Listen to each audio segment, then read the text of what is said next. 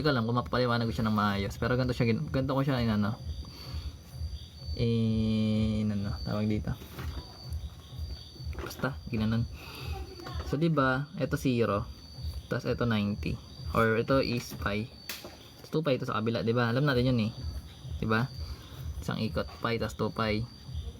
Ngayon, ito, pag hinati mo yung pi, magiging pi over 2. Diba? Yung 0 hanggang pi, pag hinati mo, magiging pi over 2. Ngayon, yung pi, pag dinagdagan mo ng pi over 2, magiging 3 pi over 2. Tama? Tama. Or pwede naman, pi plus 2 pi, 3 pi. Divide mo by 2 kasi hatiin mo sila dito eh. So, magiging 3 pi over 2 yun. Gets? Or kumbaga, paano ka mahirapan? Pi over 2, 2 pi over 2, 3 pi over 2, 4 pi over 2. Pag sinimplify mo ito, pa rin kakalabasan. Gets? Gets yun. So, ngayon guys, yung mga quarters to, diba, 4.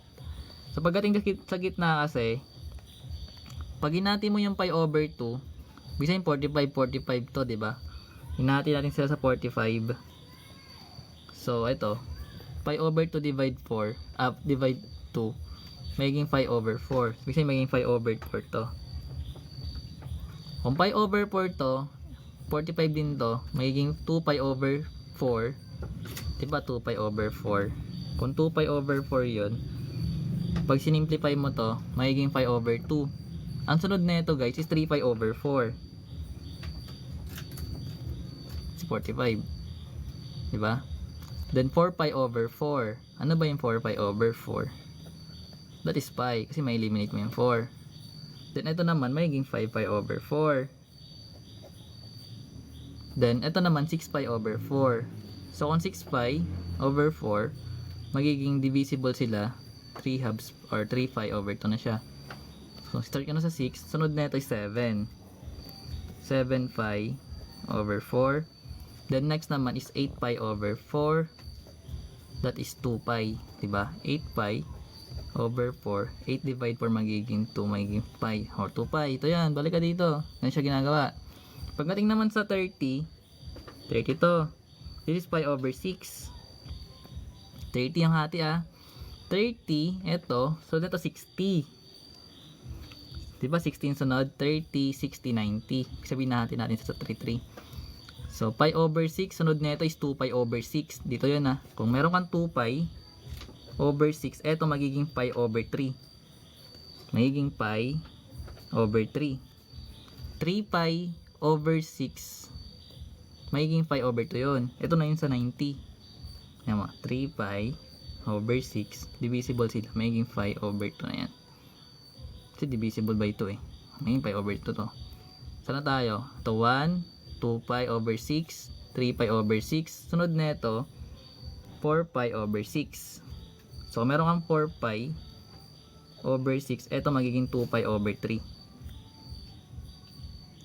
Magiging 2 pi over 3. Ito na tayo. 1, 2, 3, 4. Ito 5 pi over 6. Then 6 pi over 6 yung pi. Next naman is 7 pi over 6. Then sunod 8 pi over 6. Ano ba yung 8 pi over 6? That is divisible by 2. Magiging 4/3, diba? Or 4 pi over 3. Then 8 na to, sunod 9. Ito yun eh.